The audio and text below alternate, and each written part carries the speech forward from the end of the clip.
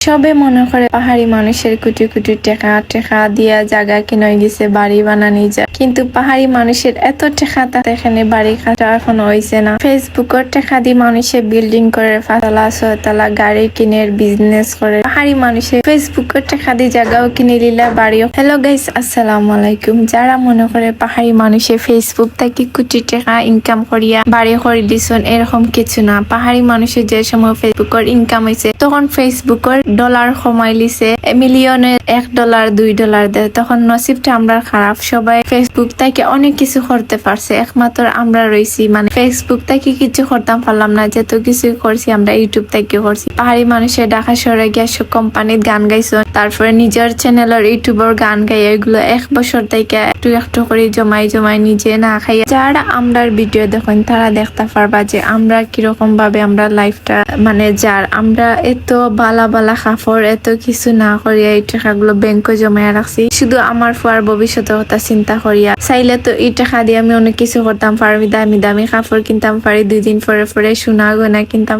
কিন্তু আমি কিছু কিনছি না। আমি শুধু খালি চিন্তা করছি কিলা একটা জায়গার মালিক হইতাম, কিলা একটা ছোট মোটো একটা বাড়িও করতাম। এত ফুরা কপাল আমরা ফেসবুক থেকে কিছু করতাম পারলাম না। না আমি পারলাম। আমার একটা আইডি তো আপনারা জানেন, সিলেটি সুন্দরী। আমার ইনকাম আপনারা বিশ্বাস করবানি, আজ 2 মাস হয়েছে আমার ইনকামর।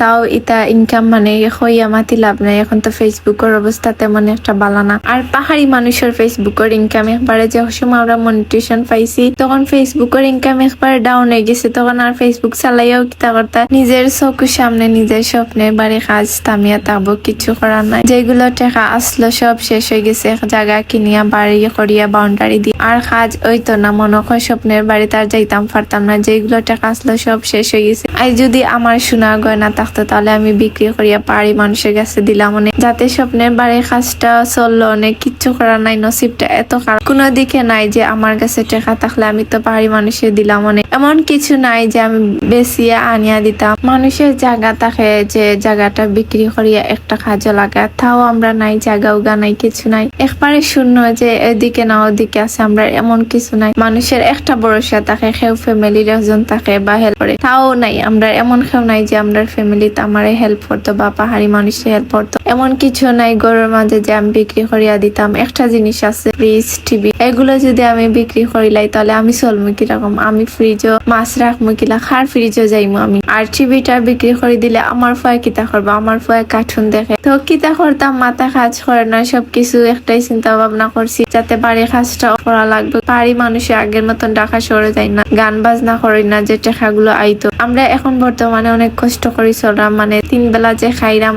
আলহামদুলিল্লাহ, মানে যে মাংস দিনা ফাড়ি ডাল দিত খাইরাম, এরকম আছে মানুষে খাইতেও পারে না। আর যতটুকু আল্লাহ করাইছেন আমি অনেক বেশি খুশি যে আল্লাহ আমরা এতটুকু কাজ করানি তৌফিক দিছেন। সব্বর করিয়া আসিস আল্লাহর কাছে যে সামনের বছর ইনশাআল্লাহ আমরা বাড়ির কাজগুলো করব। আর সবাই আমরা লাগি দোয়া করবা। এই খারাপ সময়টা সব সময় থাকতো না, সব সময় অভাব থাকে না। অভাব একদিনই শেষ হয়ে দিব, কিন্তু মনে থাকবো খে আফন আসলা খে পর আসলা খে কতটুকু ভালোবাসার মানুষ। খারাপ সময় আইলে বোঝা যায়, অভাব আইলে বোঝা যায় যে খে কতটুকু আফন। অনেক হয়তো বাবু পাহাড়ি মানুষের কোটি টাকা, পাহাড়ি মানুষের যদি কোটি টাকা থাকতো তাহলে পাহাড়ি মানুষের মাসে 20,000 30,000 টাকার মার্কেট হলো অনেক, কিন্তু পাহাড়ি মানুষের বছরে 5,000 টাকার মার্কেট কিনে না। আমি সিল্লাইও একটা ফ্যান কিনতাম পারি না, পাহাড়ি মানুষের লাগে এক ফ্যান দিয়া তাই 1 বছর নেন গি। আর আমি তো আপনারা দেখতে পারো আমার সবসময় ভিডিও দেখো, আমি এত বিলাসিতা করি না। আমি অন্যর মতন নতুন নতুন কাপড় কিনি না, আমার যেইগুলো আছে আমি ওইগুলো দিয়ে চেষ্টা করি। আরো কতদিন নিতাম, আমি মাসে মার্কেট করি না, আমি বছরে মার্কেট করি।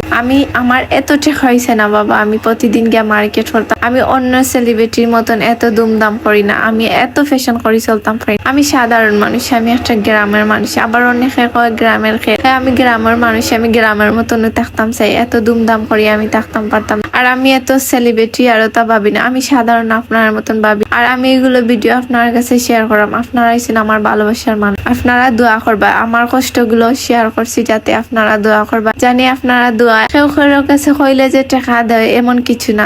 দোয়াটা হইছে সবথেকে বড় জিনিস। যদি আপনারা দোয়া করো তাহলে আমার স্বপ্নের বাড়ি কাজটা তাড়াতাড়ি হইব আর আল্লাহ আমরা এই দিনটা যাতে ফিরে। যখন আমার বিয়ে হয়েছে তখন পাহাড়ি মানুষের পকেটে 10 টাকা আসলো না। যখন আমারে বিয়া করেন তখন সবার কাছ থেকে ঋণ নিয়ে আমারে বিয়া করছেন। আলহামদুলিল্লাহ আমার দিন তো আল্লাহ ফিরাইছেন। আমি এক কাফরে আমি আমার পাহাড়ি মানুষের গরু আইছি। বিশ্বাস করবা কিনা না, আমি একটা শাড়ি কিনতেইছি, শুধু বিয়ার শাড়িটা আমারে কিনিয়া দিছেন, তাও জুতা কিনিয়া দিছেন না, শুধু শাড়ি আর 2 জোড়া চুড়ি দিয়ে আমি আইছি। তো আমি এত কিছু তুকাইছি না, টাকা পয়সা কিছু তুকাইছি না, আমি শুধু পাহাড়ি মানুষরে বালা পাইছি, বালা পাইয়া বিয়া করছি। তো আলহামদুলিল্লাহ আমি এক কাফরে আইছি, আমার আল্লাহ একটা জায়গার মালিক করছেন। ওটা তো আমার কাছে অনেক বেশি। শুধু সব্বর করিয়া আসলাম, ধৈর্য ধরে আসলাম, আল্লাহর বাঁচাইছি। মানুষের কাছে হাত পাচ্ছি না, আল্লাহর কাছে হাত পাচ্ছি। আল্লাহ আমরা দোয়াটা কবুল করছেন, একটা জায়গার মালিক করিয়া দিছেন। আর এই সময়টার মাঝে কোনো মানুষ পাইলাম, সব মানুষে ভালোবাসা দেখায়, শুধু ভালোবাসাই ক্যামেরার সামনে সব মানুষে ভালোবাসা দেখায়, কিন্তু মন থেকে কোনো মানুষ পাইলাম না।